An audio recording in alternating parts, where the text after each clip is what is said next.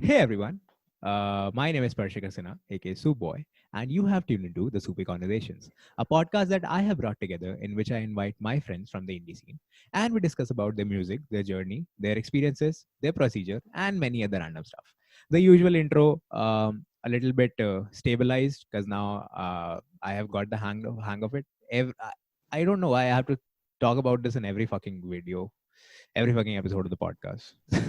Anyways, so today, usually before starting the podcast, I make you guys listen to the soupy jingle, the weird soupy jingle. But today I have something different in store for you. So it's coming up abhi after I say this. So yeah, stay tuned for that.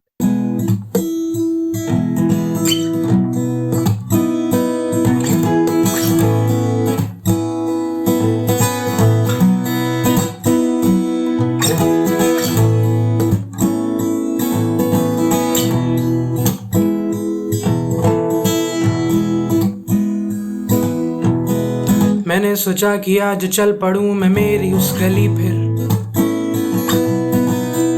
जहाँ से हाफते हुए कभी मैं निकला कि जिंदा या मुर्दा मैं कैसे भी लिख लूं जिसे वो प्यार से ही कहते हैं अतीत उसके भूत को भगाते मेरा कल है गुजरा झाड़ फूंक ना चला प्यार चूकता चला उसकी खुशबू को भगाते मेरा कल है गुजरा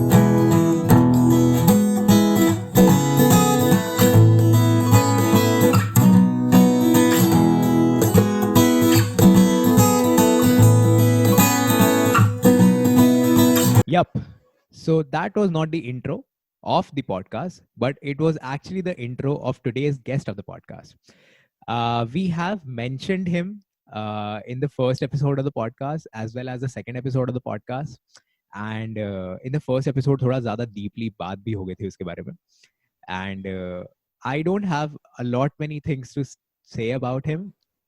I'll try to like conclude the entire introduction in like 3-4 words. But yeah, one thing before that is like whenever we talk a lot. हम जब भी फोन पे बात करते हैं हम काफी बकैती बेलते हैं and we talk about songwriting and stuff a lot.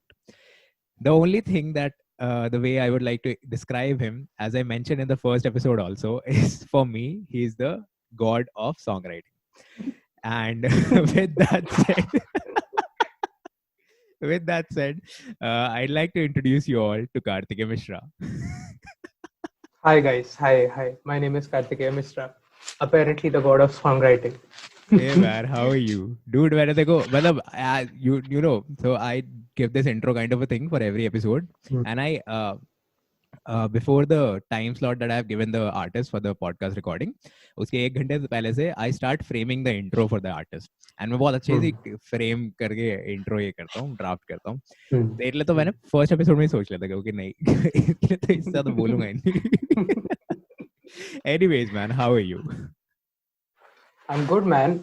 Life has been good, to be honest, for some time. और मैं आजकल खुश हूँ, लेकिन मेरे को I just don't want to say that out loud because you know नजर ना लग जाए. नजर ना लग But जाए. yeah, हाँ. But yeah, I'm doing great. गाने भी लिख रहा हूँ. I'm also working otherwise, and it's really good. That's great, man. What That's about great. you? I am absurd as usual. I am like trying to cope up with the variety of issues that I have in my life and all the different stuff that we do. Probably a song will be written about that too sometime. But this is like one of the topics that we will be covering today, and since Kartikeya and I have kind of a similar pattern when it comes to songwriting. I wouldn't say the similar pattern in terms of how we arrange our words and how we choose our wordings and all stuff, but the idea behind songwriting, it's a little bit similar. And we both try to write songs about ourselves, not being selfish in any way, but just trying to become self-aware, just trying to see what all concepts of life have we discovered and what all are yet to be discovered. And this is going to be fair warning, अगर किसी को नहीं सुनना तो get off. लेकिन probably हम थोड़ी ज़्यादा आज डिटेल में मुझे बात वार्निंग करेंगे. कम और थ्रेड ज़्यादा लग रही है. पता नहीं यार, लोग वैसे ही जा चुके होंगे अभी तक, जाना होगा जिसको. बट नहीं, तेरा गाना प्ले हुआ है भाई स्टार्टिंग में, कोई क्यों नहीं जाएगा, मेरे को तो लगता है. वो भी बात है. Usually, talking about your song in the earlier stages of the podcast is a promotion for you guys. यहाँ शायद ये मेरा promotion हो जाएगा इससे. लोग will like चल हट साली ये सुन लेते. अरे Anyway, so today we'll be covering songwriting जितना भी हमें आता है उसमें एक extent तक हम थोड़ा उसको cover करेंगे and we will talk about other stuff as well. So first of all, before like getting into the podcast and starting everything else, I want you to tell us a little bit about yourself, that who actually is Kartikeya Mishra, not the Kartikeya Mishra who is already on Spotify, but you. And a little bit about the story, that how he got intrigued with music, although I know a little bit about it, but I want the audience to also get to know about it. And yeah, a little bit about his background, his love for music, and about him. So I actually started getting into music when I was in class 4, I think. और उस समय क्या था कि हमारे school में, so I was a good student. I liked studying and all. और मैं अच्छे नंबर ले आता था. मैं परफेक्ट बच्चा था, मतलब आदर्श बेटा जो होता है ना, मैं था वैसा. शर्मा जी का लड़का. बिल्कुल. तो look, I used to score marks and all that. Extra curricular में कुछ नहीं करता था. तो सेकंड थर्ड क्लास में जो स्कूल का बैंड होता है ना, जो बैक पाइपर्स और वो वाला type band, not rock band, वो बैक पाइपर वाला बैंड, जो वो बैंड होता है, वो शुरू हुआ था उस क्लास में. एंड मेरे को हर बच्चे को बाय डिफॉल्ट ड्रम सेट दे दिया जाता था. So I really sucked at the drums. मेरे को बिल्कुल कुछ नहीं आता था. मैं बहुत ही भद्दा बजाता था. मुझे टेम्पो वेम्पो कुछ नहीं पता था. बच्चा था यार, मैं क्या पता होगा मेरे को. बट हाँ, तो बड़ा बकवास सा लगता था मेरे को. फिर कुछ टाइम बाद क्या हुआ कि उन्होंने फ्लूट शुरू करी वहां पे. तो मेरा इंटरेस्ट थोड़ा उसमें डेवलप हुआ, फ्लूट, क्योंकि रिलेटिवली मैं जल्दी पकड़ लेता था, मतलब फ्लूट प्ले करना. फिर मैंने घर पे भी फ्लूट खरीदी और बेसिकली मेरा इंट्रोडक्शन म्यूजिक से फ्लूट से ही शुरू हुआ. और मैं गाने बजाता था फ्लूट में, और मैं अपने घर की बालकनी में फ्लूट बजाने लगता था और खिड़कियों से लोग देखते थे. तो मुझे बहुत मजा आता था. बहुत अलग सी फीलिंग थी. This is that typical Kana kind of a story. हाँ, बिल्कुल. कान्हा को बांसुरी बजाते हुए देखते थे. बिल्कुल. हाँ, नहीं कन्याएं तो नहीं थी, लेकिन हाँ देखते तो थे लोग. बट हाँ, तो वहां से सिलसिला शुरू हुआ म्यूजिक का. उसके बाद when I was in 7th, तो सब लड़के गिटार सीखने लगे क्योंकि उनको लड़कियों को इम्प्रेस करना था. तो मैंने देखा और मेरे को भी इंटरेस्ट था इसमें. इम्प्रेस भी करना था, बट इंटरेस्ट भी था सीखने में. तो मैंने गिटार शुरू किया और वहां से फिर अलग ही दिशा में चला गया. मतलब फ्लूट पीछे रह गया थोड़ा, which is something that I regret. But more than that, मैंने गिटार बजाना सीखा. कुछ टाइम मैंने प्रोफेशनल ट्रेनिंग नहीं, उसके बाद I started working on it my self. मैंने फ्लेमेंको सीखा, परकशन सीखा यूट्यूब देख के. फिर मैंने गाना सीखा इन 11th class on my own, because मेरे को, not in 11th but at the end of the 12th class, because मैंने सोचा था कि मेरे को इंजीनियरिंग करनी है, लेकिन फिर मुझे नहीं करनी थी और मेरे नंबर इतने अच्छे थे नहीं बोर्ड्स में. तो मैंने सोचा ठीक है, मैं एक्स्ट्रा करिकुलर एक्टिविटीज के थ्रू जाऊंगा कॉलेज में. तो मैंने थोड़ी बहुत खुद को ट्रेनिंग दी वोकल्स के लिए, क्लास ज्वाइन करी, और फिर I joined Motilal Nehru college in south Delhi as a western vocalist. तो वहां से मेरा सिंगिंग का भी शुरू हुआ. When I was in college, तो मैंने अपने सोसाइटी में वेस्टर्न म्यूजिक सोसाइटी सेटअप करी और एक्apella में मेरा इंटरेस्ट जागा. So I started an a cappella group in our college, which is called Resonance, and I taught myself a little bit about Resonance is started by you. Yeah, no. So Resonance actually दो हैं. One is Keshav wala, which is Dayal Singh College, and one is from my college, Motilal Nehru. So ये दोनों Resonance. I know about both of these. So Motilal, I did not know that. Wow. हाँ, so मैंने Resonance start किया था, and I really liked acapella. और मैंने भी सीखा, बीट बॉक्सिंग वगैरह सीखी थोड़ी, और फिर दूसरों को भी सिखाई जितना भी मुझे आता था. एंड अभी तक सोसाइटी चल रही है as far as I know. And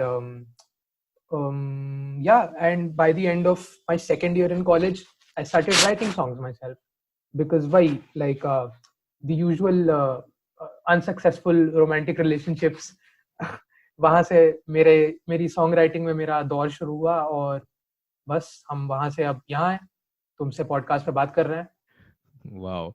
It seems like my story. I'm in the second year of my college and I'm writing songs. Wow. Yeah, you know, क्या बात है.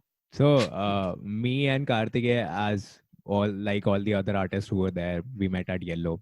And with all the other artists, I had अब तो yellow festival भी बोलने की जरूरत नहीं है. Like we met at yellow.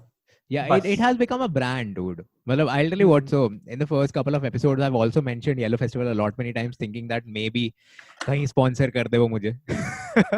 कहीं पूना में एक आधा artwork बना दे free में.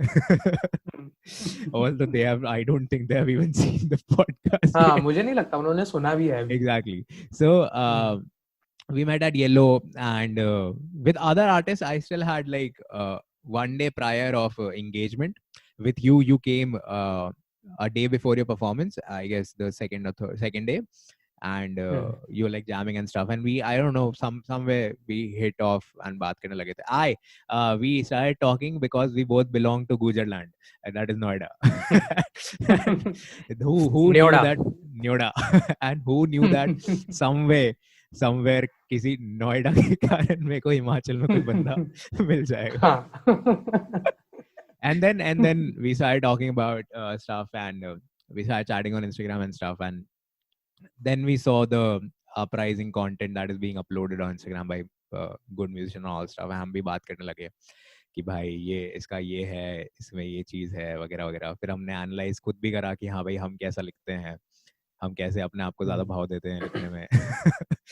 लेकिन so this was like how I had an interaction with this. I did not know that you fucking started Resonance. Wow. मतलब it still exists, and I have heard of it since college and all stuff. Although I don't really get myself incorporated in college societies and all. First of all, बहुत toxic होता है, और दूसरा I am not really someone who can work in group and all stuff. Anyways, so I'm just glad that you've heard of Resonance, man. मतलब क्योंकि मैं तो बहुत टाइम से मैं उतना मेरी बात नहीं हुई है कॉलेज में किसी से, और मैं उतना टच में नहीं हूँ सोसाइटीज के फंक्शनिंग से और क्या हो रहा है, क्योंकि मेरे को तो एक डेढ़ साल हो गया पास आउट हुए. तो I am not sure how they are doing now, but I am glad to hear that you know about them. अच्छा लगता है. अब तो obviously you must be feeling, wow, fuck, I have started something and it exists. The foundation that Honestly, I laid, the building is like just growing it floor by floor every day. Honestly, like मेरे को नहीं कुछ feel होता इस बारे में कि like कितनी बड़ी हो गई है, because like मेरे को बस उतनी चीजों की कॉग्निजेंस है जब मैं था वहां.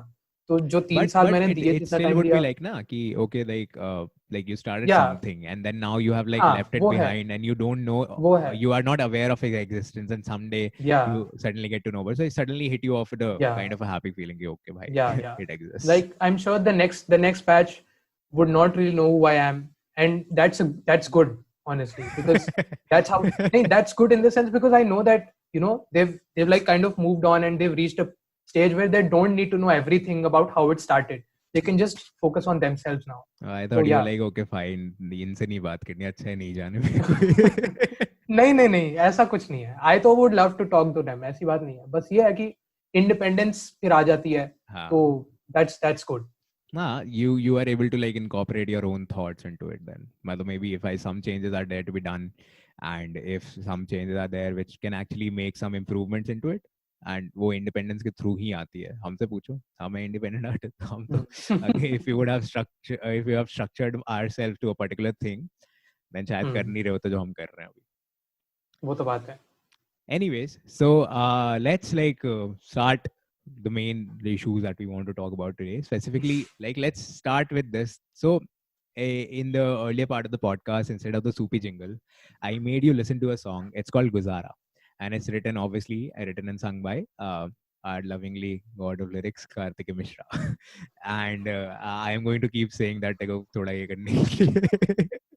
ठीक है, मेरा तू भाई तू मेरा ईगो स्ट्रोक कर रहा है. Cool, just go on. Cool. I like to hear this. Obviously. And so I have heard a little bit of it on Instagram. You posted a story, but the fact was that mostly it was like the guitar part, and dude, you have worked extremely great on the guitar part as well, but a little bit of the lyrics were there as well. So I want you to talk a little bit about the song, and since Karthikeya and I also have one more common thing, that we are the not song releasing brothers. I have put out a song. I don't know if people listen to it or not.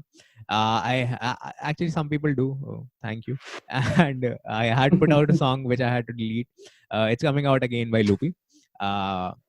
But as for considering that, coming up as a face-off musician when it comes to putting out tracks for people to listen, we both are kind of on the same track because we both have not really put out something that actually is valuable for the people, I would say. So like not at least not on Spotify, like by YouTube पे है बस. Yeah. But हाँ. So usually मतलब I start with talking a little bit about people's song and उनके गानों के बारे में. They must have a recent release or even a release in the near past. उसके बारे में बात करके. So it builds a connect कि हाँ चलो ठीक है, now I have a chain to follow. But since you have not really put out any song out there, but let's start with this song Guzara itself. So tell me a little bit about the song first, since people would not really be able to listen to the entire thing. They would be like listening to a small snippet. If you want, I can add another snippet in the end also. तेरा गाना ये release करना है. किश्तों में release. So talk to me a little bit about Guzara, since it'll only help me in like creating the entire chain, and then we can go ahead with the entire process. So honestly, मैं गाने ऐसे लिखता हूँ कि usually मेरे दिमाग में चीजें नहीं आती हैं एक ही समय पे. तो मैं I am just living my life normally. I am doing something other than song writing, क्योंकि मैं पूरे टाइम तो लिखता नहीं रहता. मैं कुछ और कर रहा हूँ, समथिंग मंडेन मे बी, और I may be at work and something just comes to my head, may be something that I was thinking, और उस जो चीज मैं सोच रहा था वो लाइन एक मेरे दिमाग में आ जाती है. तो मैं बस, एक अच्छी आदत है, मैं लिख लेता हूँ अपने फोन में. ये मैंने सीख लिया है कि अगर दिमाग में कुछ आ जाता है तो उसी समय लिख लेना चाहिए. Don't delay that. बट या मैं वो लिख लेता हूँ और वो मेरे फोन में पड़ी रहती है जब तक मेरे दिमाग में कुछ और नहीं आता है. तो मैं गुजारा, मैंने क्या किया था कि I knew that I had something to say. So before I start writing a song, I make sure that, you know, I have something to say. You know, before you want to say something, you need to have something to say, right?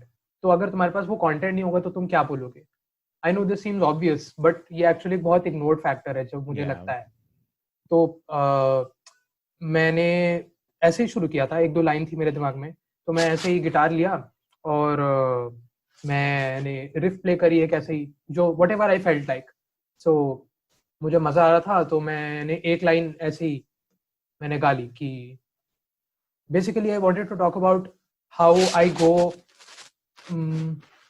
Go back in my past and I revisit the things that kind of hurt me and what happens after that. तो मैं उसको explore करना चाहता था, उस genre को, कि कुछ चीजें हो चुकी हैं, मैं फिर वापस जाऊं उनके बारे में सोचूं, तो उसके बाद क्या होता है. तो वहां से मैंने फिर शुरू किया कि मैंने सोचा कि आज चल पड़ूं मैं मेरी उस गली पे जहां से हाँफते हुए कभी मैं निकला, कि जिंदा या मुर्दा मैं कैसे भी निकलूं. सो लाइक मैं निकल जाऊं बस यहाँ से, बट जिंदा या मुर्दा मैं बस निकल जाऊं यहाँ से. So this is what my state of mind was then. So वहां से मैंने लिखना शुरू किया. और which something that's weird for this song is कि मैंने पहले ये सोचा था कि मुझे एग्जैक्टली मेरा प्लान था कि मेरे को ऐसे लिखना है गाना, ठीक है, ऐसे लिखना है मेरे को, मतलब मेरे को पता था कि मेरे को एग्जैक्टली ऐसे फ्रेम करना है, लेकिन वैसा हुआ ही नहीं. मैंने शुरू किया ऐसे, लेकिन फिर इस गाने ने अपनी ही लाइफ ले ली. मतलब ये ऐसे डायरेक्शन में चला गया जहां मैंने सोचा भी नहीं था कि यहाँ पहुंच सकता हूं मैं. तो मैंने ये प्लान किया था कि मैं ये एड्रेस करूंगा कि I go back in my past and I talk about this, and then the point was that I wanted to showcase that I teach myself that, you know, it's okay to walk away from something, or you have to pick yourself it's up. Okay basically to move on. हाँ, not exactly this because मेरे को बहुत cliche लगता है ये, but I know the wordings are not something that you would choose to say or describe your stuff. I know. हाँ, मतलब even like not even say move on, but I'd say कि just to acknowledge that something had happened and just to become okay with it and like not remain attached to it, instead of like like if you're moving forward, sometimes it happens that okay, it just stays within your heart and you're like okay, completely grudging upon yourself. I guess so. I'm not exactly sure कि मैंने क्या सोचा था, कभी नहीं होता, but हाँ वही. तो basically वो end एक बहुत अलग ही नोट पे हुआ. तो like if you are listening to this podcast and you've listened to that part of the song, that is not how that song ends. वो song एक बहुत अलग note पे end होता है और मैंने कभी सोचा नहीं था कि वो यहाँ तक आ जाएगी बात. और and I was shocked while writing this song because one is that ये कहाँ से कहाँ तक पहुंच गया गाना, जहां तक मैंने सोचा भी नहीं था. और दूसरी चीज ये कि ये गाना मेरा सबसे छोटा गाना है, करीबन 2.5 मिनट का या 2.25 मिनट का, क्योंकि मेरी एक हिस्ट्री है बहुत लंबे गाने लिखने की. मैं हमेशा बहुत लंबे गाने लिखता रहता हूँ.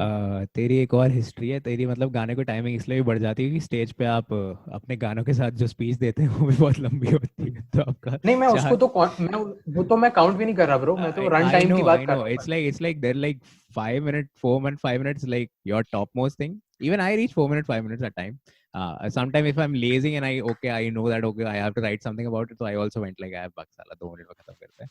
But otherwise 4 minute, 5 minute tops, and then your 4 minute long speech.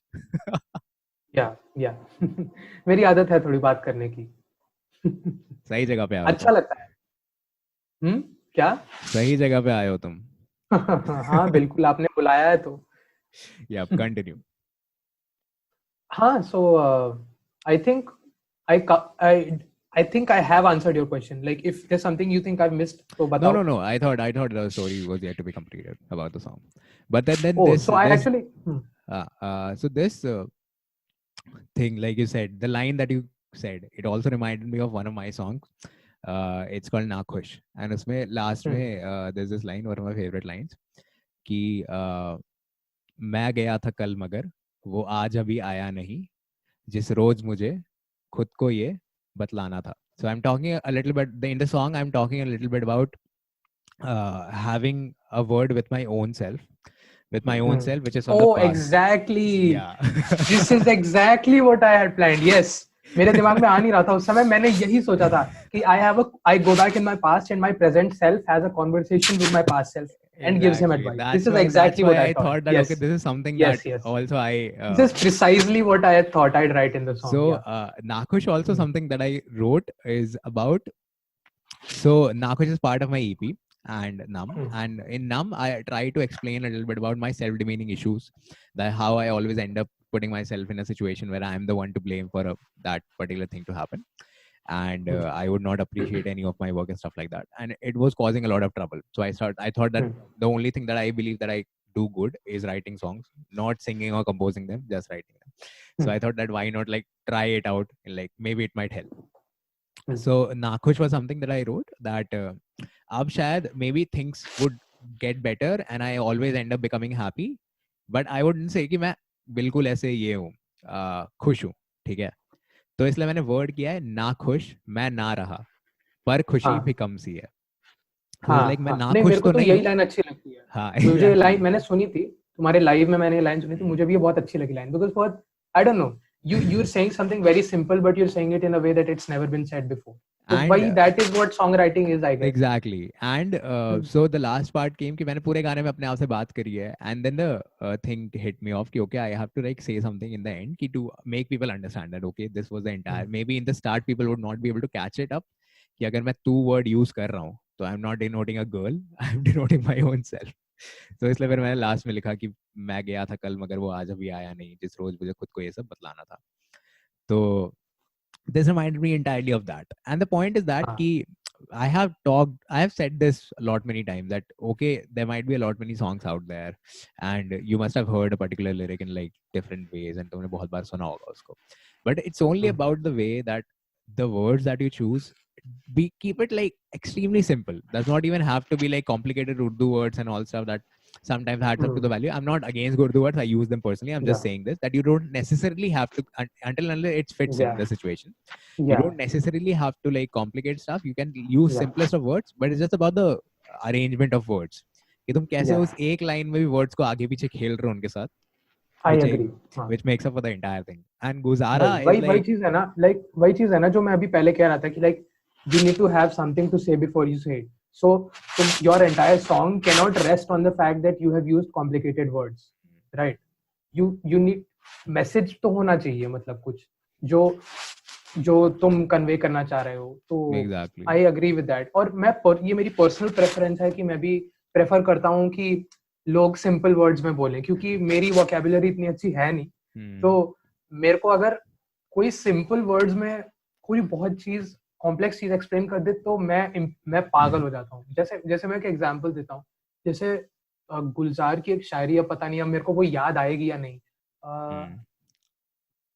हम्म, आज काफी माहौल बन रहा है, आज आप सुन सकते हैं पूरा पॉडकास्ट। यार ऐसा कर, मेरे को एक सेकंड दे, मैंने इंस्टाग्राम पे पोस्ट किया था, मैं हाँ तुझे हाँ, पढ़ के कोई बताऊंगा वो नहीं, टेक शायरी। Your time, no problem. Because हाँ मेरे को याद आ गई। देख, ये बोलता है वो ये बोलता है, आईने में देखा तो तसल्ली हुई, हमको इस घर में जानता है कोई। ये बोला इसने। अब आई डोंट नो इफ यू, मतलब नो प्रेशर, जरूरी नहीं है कि हर किसी को तुरंत समझ आ जाए, नहीं नहीं, but I understood it, like आईने में यू देखा अंडर तो यू तसल्ली अंडरस्टूड हुई। ना। तो वही तो भाई, मतलब ये कितनी सिंपल चीज, कितनी सिंपल चीज है। ही इज जस्ट सेइंग कि मेरे से अच्छा मुझको कोई नहीं जानता, और है मैं ना। हूँ मेरे लिए।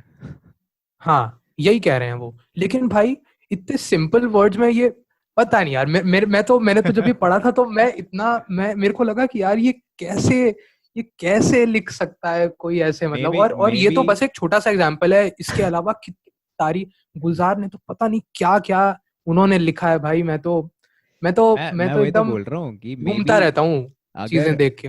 कभी कभी ऐसे भी होता है कि हम कुछ देखते हैं एंड मे बी हम डायरेक्टली उस चीज से इंस्पिरेशन नहीं लेते या ले नहीं पाते, because it's also hard to get inspired by stuff.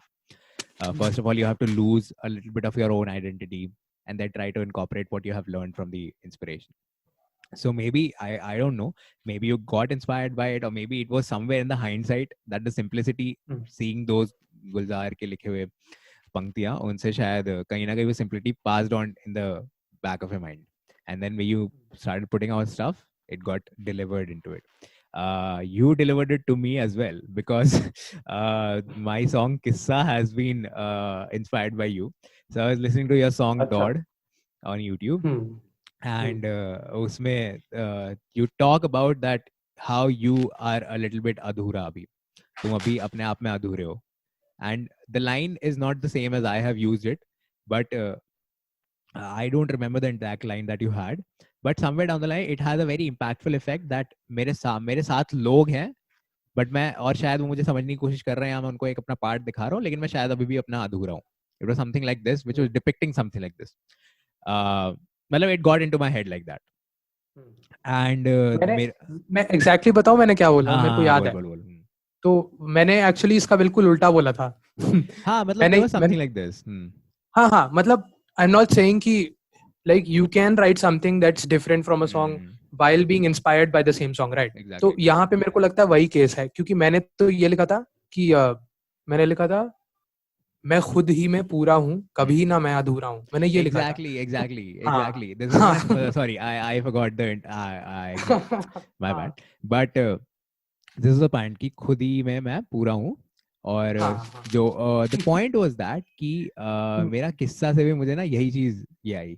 I'm sorry, I'm messing this up. But अरे यार क्योंकि मेरे को सुनने में थोड़ा उसकी टाइम कोई हो गया. प्रॉब्लम नहीं है तो I know. So I heard that and then I came up with this line कि okay, मेरे किस्सा जो मेरा गाना है उसका main line came up with this, that okay, किस्सा मेरा अधूरा ही पूरा है. हाँ और किस्सा मेरा अधूरा ही पूरा है, अब आए हैं तो सुन के जाइए.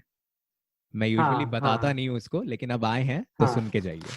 So this was like you inspired me. So I like Gulzar Saab passed on to you then to me through this chain. But then I would अरे like यार, पता कई बार तो पता भी नहीं चलता ना कि, मतलब कई बार पता भी नहीं चलता कि तुम कैसे इंस्पायर हो गए हो, मतलब यू आरंट इवन, मतलब अपनी छाप छोड़ जाते हैं गाने, मतलब कभी कभी तुम्हारे मन में, और तुम्हें पता नहीं चलता कि वो कैसे निकलते हैं तुम्हारी खुद की सॉन्ग राइटिंग में.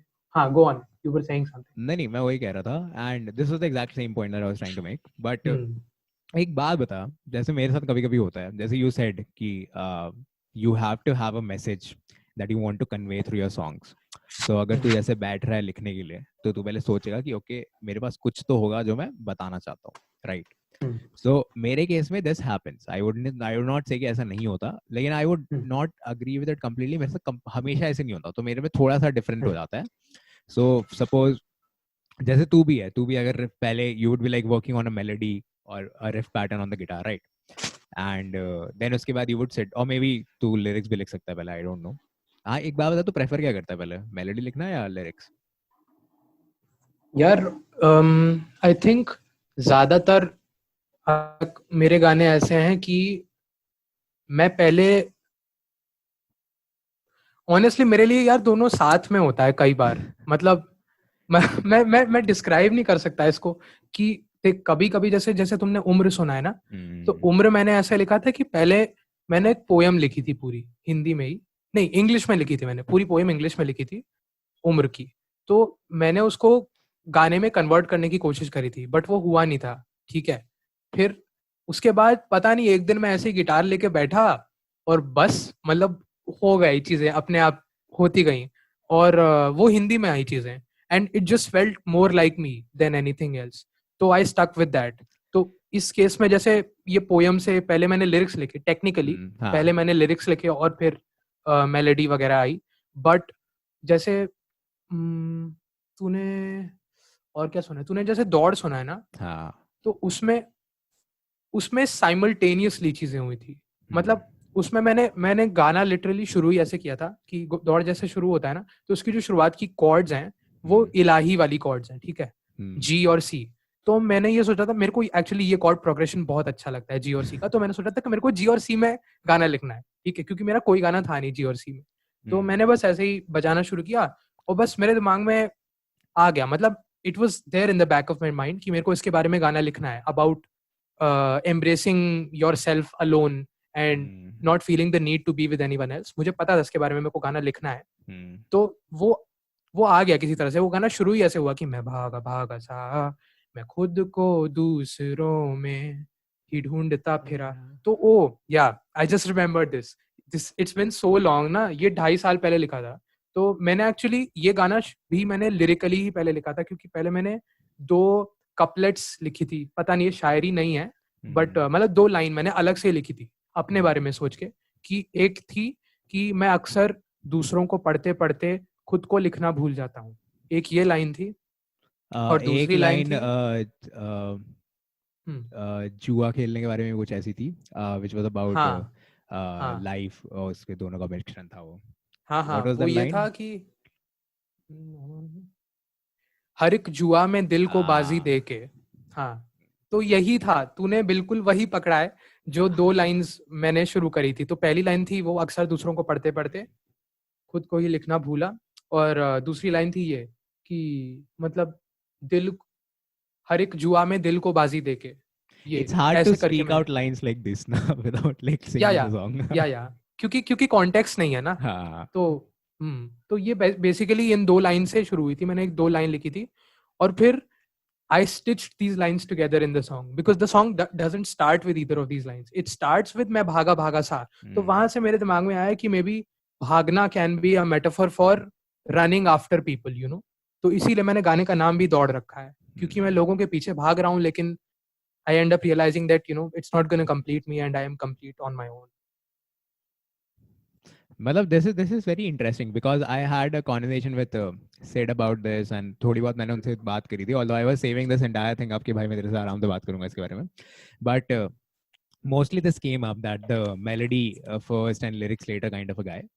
Mostly people choose this. Even I would say that it's not some मतलब it's something that I would say that okay मेरे साथ भी होता है, जैसे मेरा एक गाना है तू ही बतला दे करके, so मैं उसका कोरस अपने आप ही आ गया था, मतलब it's a long chorus. तू ही बतला दे ऐसा क्यों है, तो मेरे मन में भी जो कभी था एक सपना सा तेरे आने के वो बाद ही, इसके बाद गोज हाई, सच सा मुझे कुछ लगे, इस तरीके से। तो this entire like long paragraph, हाँ मैं भेजूंगा तेरे को गाना। तो ये this entire paragraph it just came like it's like a 4-line chorus, and मैं बस बैठा हुआ था and I had the capo on the 4th fret and मैं जी the chords were G C D E I guess, और G C D I don't know कुछ था, मेरे को याद नहीं है, एंड उसमें आई started strumming something and this line entire link मतलब came out एक बार में। So still I would not से कि इसको मैं पूरा साइमल्टेनियस प्रोसेस कह सकूंगा, क्योंकि बाकी गाने के लिए I had to like okay मैं स्ट्रम कर रहा हूँ and I had to think of a melody, then I had to record that melody on the phone and then उसके ऊपर फिर मैं गाना लिखने की कोशिश कर रहा हूँ. सो इन माय केस जैसे मैं बता रहा था कि क्या होता है कि now I have this diary जिसके अंदर ना मैंने कुछ वर्ड्स लिखे हुए हैं. So there are like 1,000+ words in that. All the words that I really love. जो मुझे मतलब मैं fascinated हूँ उन words से. ये मैं school time से करता आ रहा हूँ.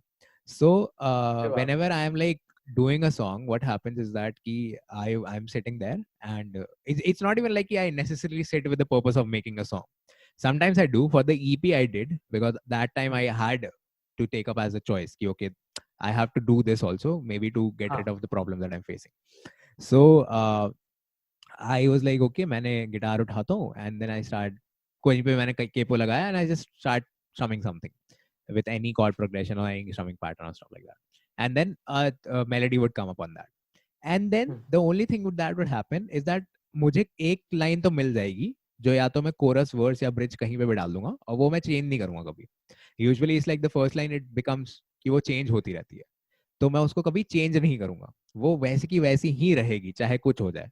दुनिया बदल जाए और लाइन है जो तूने सबसे पहले लिखी. हाँ हाँ, चाहे वो हो सकता है कि कोरस की एक लाइन हो, वर्ड्स की एक लाइन हो या ब्रिज की एक लाइन हो, बाद में मेरे को पता है कि मैं उसको कहाँ प्लेस करना चाहता हूँ.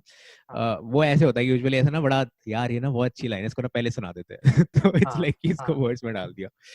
सो देन उसके बाद आई हैव एंड ये बहुत अनइंटेंशनल होता है but then I would realize कि जो मैंने लाइन बोली है उसमें एक वर्ड होगा जो मेरा मेन वर्ड बनेगा पूरे गाने का और वो उस डायरी में है. ठीक है, मतलब ऐसा नहीं है कि मैंने डायरी खोल के एक दिन देखी हो या ये की हो, शायद मैं उसको महीने में एक बार कभी देख लेता हूँ या कभी उसमें, अब तो शायद मैं उसमें वर्ड्स ऐड भी नहीं करता हूँ, मतलब 6-7 महीने तो कुछ मैंने उसमें लिखा नहीं है, ऐसा मेरे को कुछ फैसिनेटिंग मिला नहीं. 1000 गाने तो लिख ले पहले तू. हाँ वही तो मैं बोल रहा हूँ कि तो इट्स लाइक वो word there is that one word जो होगा ही होगा उस डायरी से. रूह के साथ में भी ऐसे ही हुआ था जब हम रूह कंपोज कर रहे थे मैं और लूपी.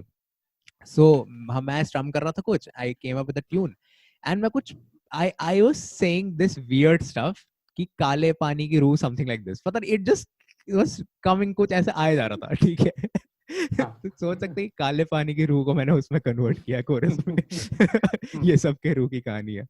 सो देन काले पानी का रूह ये सब के रूह की कहानी.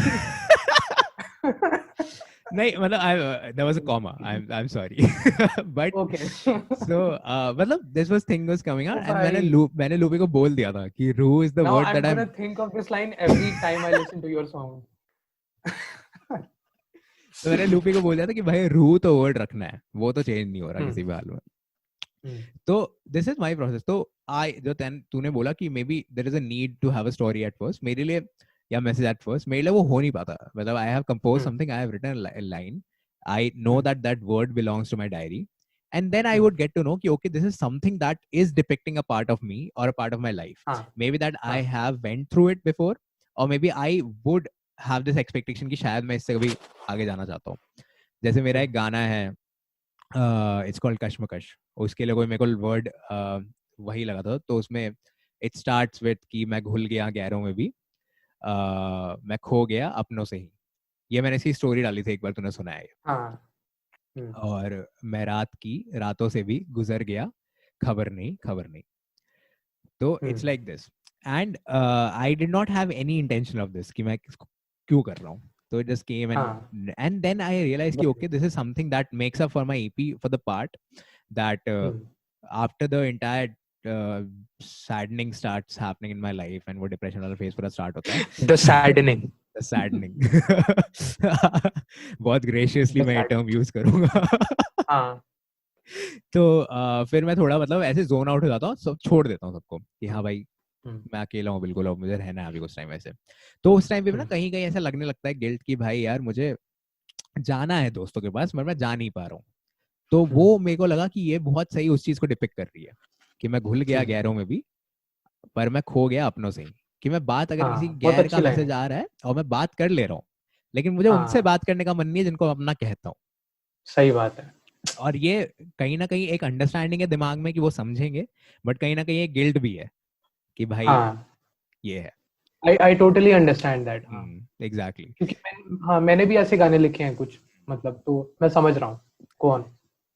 So this is the entire thing that, okay, this is where I would say that there's a little bit of differentiation, not like तो entirely, but मैं वही तो लाइक मैं जब ये कह रहा था कि पर्पस होना चाहिए या फिर you have to know what to say, मतलब मैं ये नहीं कह रहा हूँ कि तुम्हारे दिमाग में पूरा गाना ही होना चाहिए. What I mean is even one line according to me works for that, because पूरा गाना कभी मेरे दिमाग में नहीं होता है जब मैं लिखने जा रहा होता हूँ. मतलब ऐसे ऐसा होता कम तो होता है, कम होता मतलब है. होता है एक ना.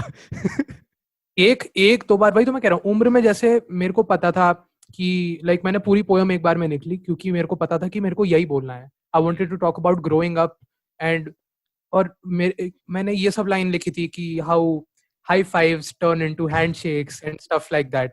तो मैंने वो सब लिखी थी. वो सब इनकॉर्पोरेट हो नहीं पाया गाने में क्योंकि गाना हिंदी में था और अलग वाइब थी उसकी. तो व्हाट आई मीन इज कि उस केस में मैंने जैसे पूरा लिख लिया था, तो मुझे पता था कि ठीक है मेरे को कुछ इस दिशा में जाना है गाना लिखते समय. लेकिन ऐसा अक्सर हुआ है कि मैंने मैंने बस एक लाइन आती है मेरे को, मेरे दिमाग में एक लाइन है या दो लाइन है, और मेरे को ये है कि मेरे को वो लाइन कहीं घुसा देनी है बस. या तो शुरुआत उससे करनी है या तो बीच में कहीं घुसा देनी है, बट घुसा देनी है. जैसे दौड़ में मेरे पास बस दो लाइन थी, पूरा गाना तो था नहीं. बस ये था कि हाँ मेरे को इसके बारे में बात करनी है कि लाइक मैं अधूरा नहीं हूँ, बस एक ही एक लाइन है. बट उसके बावजूद गाना बन ही गया. तो यही है कि मैं ये नहीं कहूंगा कि पूरा गाना प्लान आउट होना चाहिए. It is different for everyone, that's also true. But in my case सब कुछ हो चुका है भाई मेरे साथ तो अभी तक. मतलब ये भी हो चुका है कि पूरा गाना दिमाग में है, ये भी हो चुका है कि मैंने आधा गाना लिखा फिर 1.5 साल तक छोड़ दिया क्योंकि कुछ बन नहीं रहा था, फिर कुछ हुआ और वो गाना फिर से शुरू किया और वो गाना अलग डायरेक्शन में चला गया. जैसे ये नकाब है, मेरे को पता नहीं तुमने सुना है नहीं, वो वाला नकाब मैंने सुना. ये रात देखती है मेरे सारे चेहरे. हाँ, यही वाला. तो ये फर्स्ट कोरस से पहले तक लिखा था ये गाना और ये कुछ था. उसके बाद मैंने छोड़ दिया क्योंकि मेरे दिमाग में कुछ आ नहीं रहा था. मैं हर जगह कोशिश करता था कि मैं इस गाने को कंप्लीट करूं, मैं कहीं और हूँ, मैं लिखने लगता था कुछ, बट हो नहीं रहा था यार. It didn't feel right. तो मैंने छोड़ दिया इस गाने को. फिर एक साल पौने साल बाद I guess, like after 9 months और समथिंग, मैंने फिर से शुरू किया due to something that happened in my life. तो मैंने उस जो भी मेरी जिंदगी में हुआ उसने मेरे गाने को अपनी एक नया कलर दे दिया और फिर वो उसी दिशा में चला गया. मतलब पहले कुछ और एम था बट फिर वो अलग डायरेक्शन में जाके कहीं और खत्म हुआ, वही जैसे अभी गुजारा के साथ हुआ. तो बहुत कुछ हो चुका है. मेरे एक दोस्त ने बहुत सही चीज मेरे को बताई थी इसके बारे में कि like sometimes you are not ready for songs, you know. और वो चीज बहुत बहुत सही लगी मेरे को और मेरे लिए कई बार ट्रू भी रही है ये चीज. कई बार मैं गाने छोड़ देता हूँ जब मेरे को नहीं लगता, तो फिर बाद में शायद वो पूरे हो जाते हैं, बट क्या पता कभी नहीं भी पूरे होते हैं. तो ये है.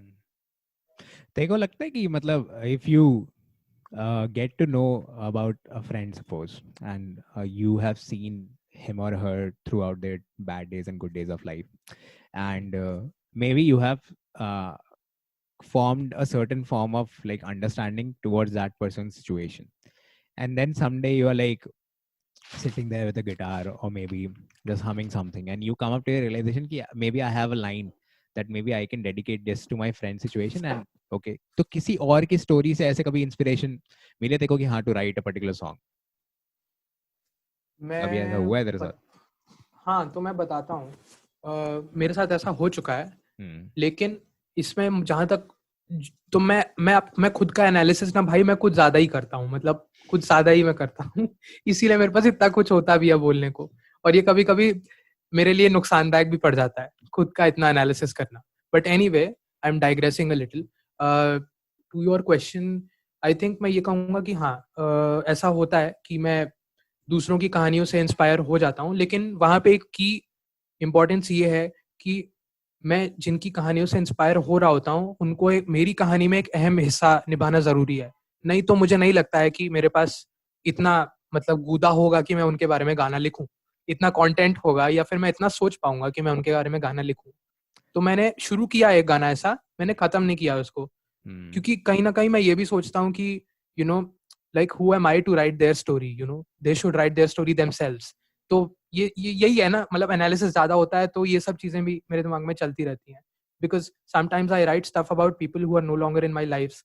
Sometimes I write, I mostly write about people who are no longer in my life. Sometimes I write about people who are still in my life. तो जो अभी भी मेरी जिंदगी में है, मैं लिखता हूँ कभी कभी उनके बारे में, बट जो नहीं है मेरे को लगता है कि मतलब what right do I have to write about them, मतलब मेरे पास हक है उनके बारे में लिखने का. तो ये क्वेश्चन है जो मैं खुद से पूछता हूँ कई बार, और मेरे को इसका आंसर कभी मिल नहीं पाता, और मुझे नहीं लगता कभी मुझे मिलेगा इसका answer. So I guess I take a call and then stick with it and then see what happens. ऐसा होता है मेरे साथ. जैसे अगर हम लिख भी रहे हैं अपने बारे में और हम अपनी चीजों के बारे में लिख रहे हैं, and this is why I feel comfortable the most writing about my self, because मेरे अलावा मेरे बारे में कौन लिखेगा. तो मैं अपने बारे में लिखना प्रेफर करता हूँ बजाय मैं लिखूंगा. अच्छा तू लिखेगा? मेरे को लगा तू कह रहा है कि आई एग्री. नहीं, मैं लिख दूंगा भाई. तो वही है मतलब यार कि अपने बारे में लिखना इसलिए मेरे को सबसे अच्छा भी लगता है. Go on. तो मैं ये कह रहा था कि जैसे हम अपने बारे में लिख भी रहे हैं और हमने कुछ एक व्याख्या का जिक्र करा है अपने किसी एक गाने के through. After that may be तेरे को लगता है कि ऐसा होता है? मतलब मेरे साथ कभी कभी होता है किसी गाने के साथ ऐसे. जैसे अगर मैंने कोई एक गाना अपने लिखा है, जैसे सपोज तेरा एक उम्र लेते हैं for song instance. Umra is the song which you have put out most recently on YouTube. Has been doing pretty great, I would say, because I listen to it every day. So मुझे कोई फर्क नहीं पड़ता लोग सुन रहे हैं नहीं सुन रहे. Okay, now it's clear. हाँ. Exactly. So मैं politically correct रहूँगा भाई, don't worry. I am not going to make you feel. नहीं मैं तो कहता हूँ तू हो जा भाई incorrect, मेरे को कोई प्रॉब्लम नहीं है. मुझे कोई प्रॉब्लम नहीं है. So जैसे उम्र है, so as far as my understanding goes, फिर उसके बाद तू बताइए what exactly उम्र is about. So उम्र तेरे हिसाब से मेरे हिसाब से is the transition from the child phase to the phase that you are in right now, and how your takes on responsibilities, how your take on relations with your people who are involved in your life, it has grown and developed and changed into a different thing.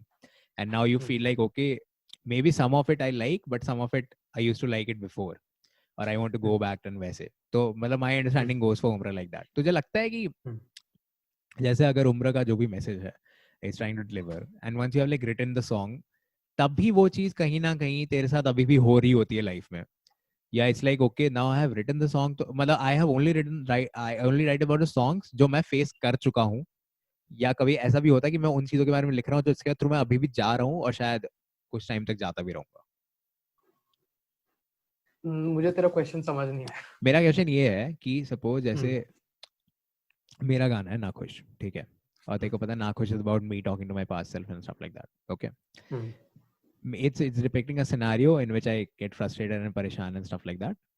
And कभी-कभी ऐसे होता है कि अगर हम कोई गाना लिख रहे हैं तो it's about an incident जो शायद मेरे साथ हो चुका है, मैंने उसके बारे में एक गाना लिखा है, या एक फेज है जिससे मैं गुजरा हूँ, मैंने उसके बारे में गाना लिखा है. हाँ, कभी-कभी ऐसा होता है कि तू ऐसे फेज से के बारे में लिखता है गाना जो तेरे साथ हो चुका है पहले in reality.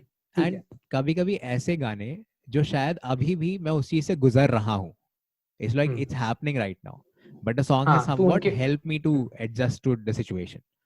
So has like there been like an incident with you कि भाई तूने किसी चीज के बारे में लिखा हो and वो चीज अभी भी तेरे साथ हो रही हो, तो अभी भी उस चीज से गुजर रहा हो, ऐसा हुआ है? हाँ बिल्कुल हुआ है. एक गाना है खोज, जिसके बारे में अक्षय को बहुत पसंद है ये गाना. ये वही वाला. Exactly dude, I want you to talk about it please. So मैंने उसी टाइम लिखा था जब मैं गुजर रहा था उस सिचुएशन से, एंड और यार it really helped me, मतलब not in the way कि not in the way that उस गाने ने मेरी प्रॉब्लम सॉल्व कर दी, but in the way that I understand myself a little better now, in that sense.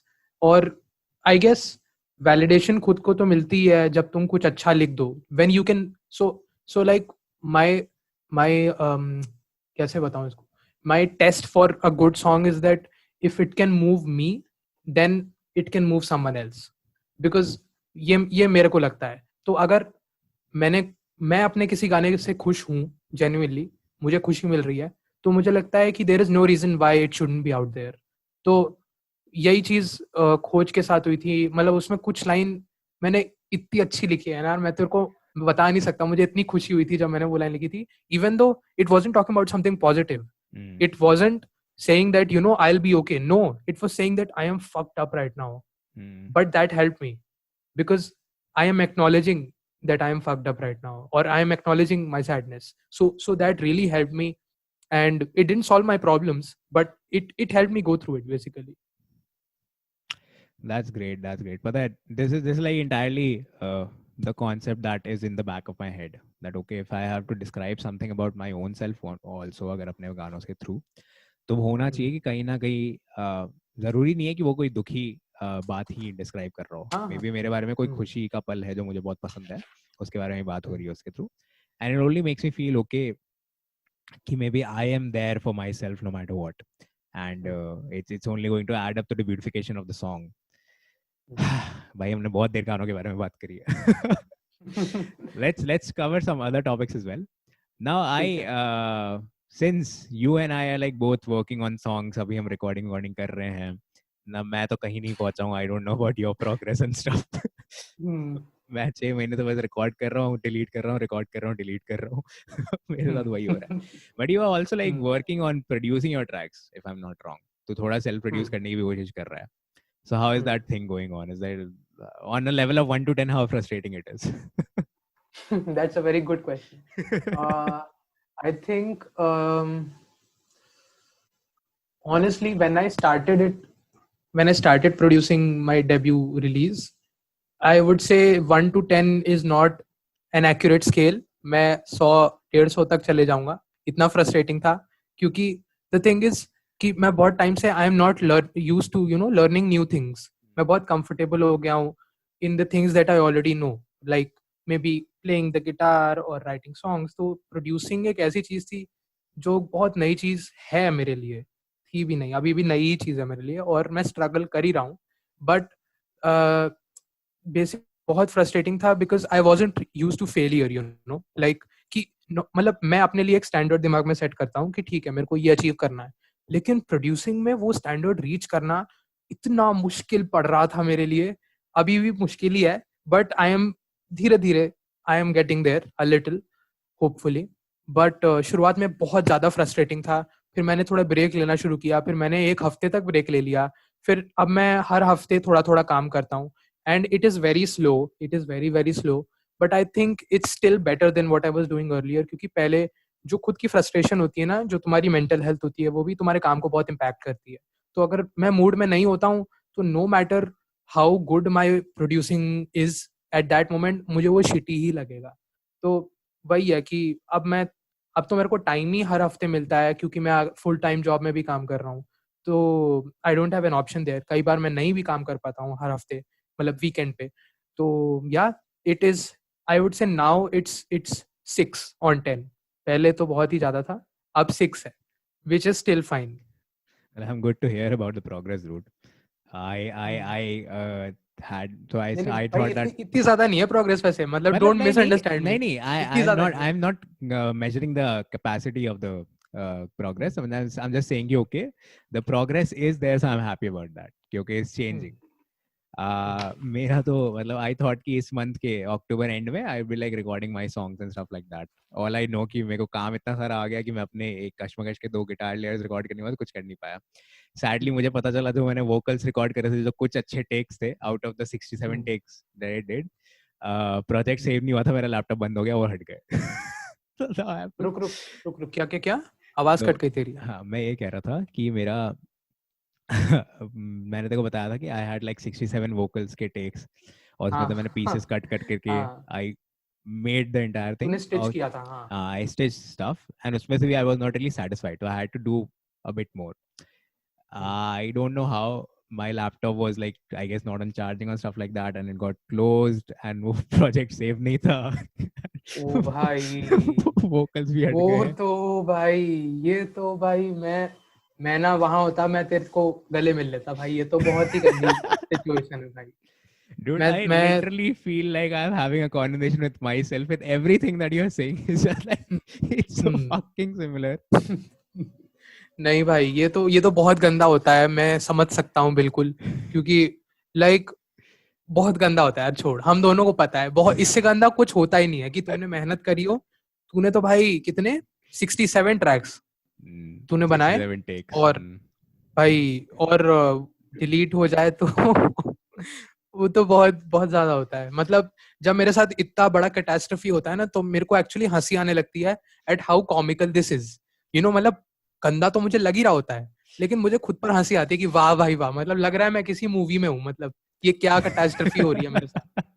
You know, at first, आज सुबह when I had the conversation कि भाई podcast शाम को record करना and all stuff, and then I opened my laptop and it was not there. मैंने कहा चलो ठीक है, I have more content for the podcast. ओ भाई, It's तुझे I अभी don't पता know if I चला should be ये। happy about it or sad about it. मैं like चलो ठीक है, कहीं कुछ तो utilization वही हुआ ही है वही इस बात का. ये भगवान, at least there is content. At least there's content, one way or the other. देख सिंगर सुबह का page. Songwriters at the end of every catastrophe in their life, at least there is content. This is going to be the intro of the thing कि मैं इसमें every description it's going to be like मैं यही लिखूंगा कि as per Kartik at least there is Mishra. Content. Exactly, कम से कम at गाना least तो their लिख, content. कोई नहीं, कोई नहीं, दिमाग खराब हो गया, सब जिंदगी खराब हो गई, लेकिन चलो कम से कम गाना तो लिख लेंगे। Exactly, like this is going to be the description of it. Okay, वही, no matter if we but I M both. Changing this now. अब मैं नहीं रहता हूँ ऐसा अब, क्योंकि भाई मतलब मेंटल हाँ हेल्थ मतलब is obviously important, more important. Top priority. Exactly. उसके बाद आती है भाई song It's like writing it's वगैरह। like भाई पहले मेरे को सही रहना है पहले, उसके बाद ही सब आता है। it's like the description says कि okay, even we know that we both are not putting out songs regularly. We both are practicing every day, but at the end of the day, at least there's content. Anyways, हम बहुत ये तो बहुत sad track पकड़ लेंगे, हम इस पे नहीं जाते. Let's talk about something this very funny stuff that is there. And हमने इस बारे में 1 घंटे फोन पे बात करी थी. I don't know why, for no reason at all. Last के 10 मिनट में तो मैंने कहा भाई हो गया.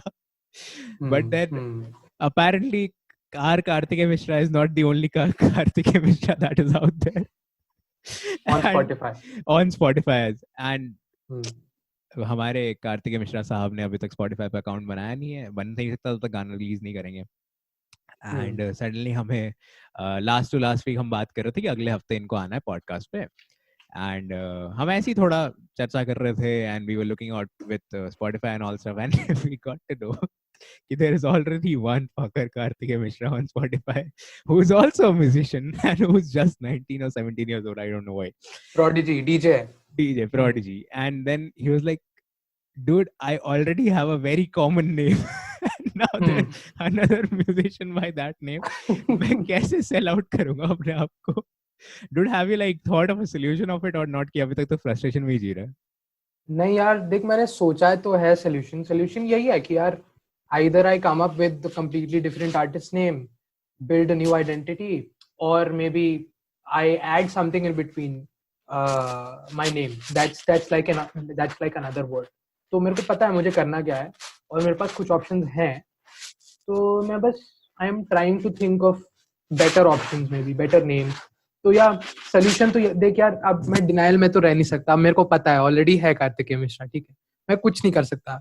मैं जितना रोऊं उसके बारे में, जितना सर पीटूं अपना, कुछ नहीं हो सकता. He is already there and I respect that. वो भी अच्छा ही कर रहा होगा बंदा, बट लाइक यार मेरा नाम I respect the fact that how your tones have changed from the conversation that we were having the other day on the वो तो उसी समय मैंने देखा ना भाई, वो तो मेरा लाइव रिएक्शन था ना, मैंने तो उसी समय देखा और मेरे मतलब खुरेद लगी मेरे दिल पे. तो वो तूने वो सुना ना, ये तो उसका सेंसर्ड वर्जन है.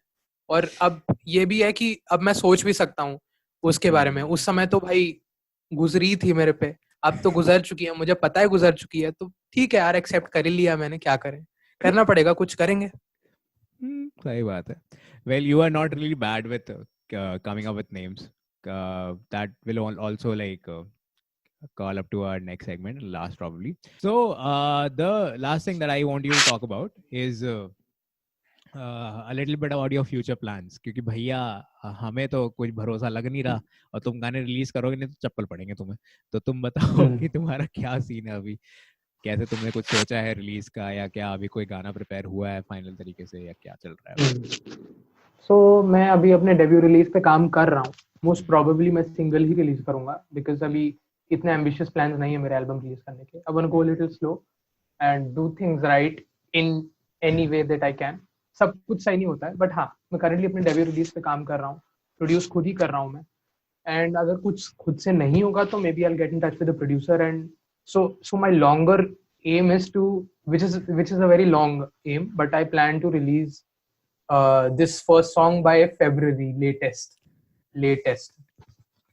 This is a very long goal. बहुत ही दूर. हाँ, मुझे पता है, but like obviously मैं hope कर रहा हूँ कि जितनी जल्दी से जल्दी हो जाए. तो मैं But it's also good now. You take your time to come up with stuff that you actually feel like it's presentable to people. yeah, that's true. And like at the same time I also feel like कि train छूट रही है, जल्दी जल्दी करो भाई, जल्दी This करो, is थोड़ा this तो is the करो. most fuck all thing, dude. मतलब it's been like 2.5 years and I've been talking about my songs and album and stuff like that, and I feel so bad हाँ, कि people come up to me and ask like कि तेरा album कब आ रहा है या तेरी EP कब आ रही है. I'm हाँ, like भाई नहीं मतलब पता. मतलब गानों के so- लिए बुरा लगता है कि भाई. Exactly. मतलब it feels bad कि okay, I really want to put them out, but वो हो भी नहीं पा रहा है. So it's like it's the हाँ. most conflicting situation one can be. Hmm. Anyways, with that said, we are like talk for like an hour right now, and the best part about the entire podcast is that ki I got to talk about songwriting ढंग में. And मतलब ऐसा नहीं है मैं सब किसी याद भी कर सकता था, but since you and I have a similar kind of a pattern, and since you are one of my inspirations for writing a couple of songs, so I thought okay, this is something that I'm definitely going to go ahead with. So it's been really fun to have you on the board. All the songs that we have mentioned in the uh, entire podcast, be it Naqab, be it Umr, be it Dod. There's also Fizza also. We did not talk about it though, but ha. So Fizza is an instrument. Fizza is an instrumental track, and I'll make sure to put down the YouTube links. These are available on YouTube right now. Naqab is not there. Naqab ka there's an Instagram pe. You can go ahead check them out. So I'll be putting like down most of my his songs are on Instagram. yeah, Instagram पे काफी कुछ you can listen to, and there's one song that's out there completely which is what Sparsh said, उम्र, वो YouTube पे है मेरे, उसकी link you can go on now. So I'll You be can putting go on. down a link in the bio for all his social media for his Instagram, where you can find all of his songs that he have written. There's a specified story for it, and also I'll be putting down a link for Umra ka YouTube video. It's extremely beautiful. You should definitely go and check that out. With that said, we have come to the end of the 5th episode. Is it 5th episode? It's the 6th episode. I always fuck this up. With that said, we have come to the end of the 6th episode of the Soupy Conversation. It's been great to have you here, Karthike. And I love you guys who all stayed till the very end. I love you, Karthike. You all are Soupies. I am a Soupy. He's a Soupy. And yeah, bye-bye. It's a super conversation.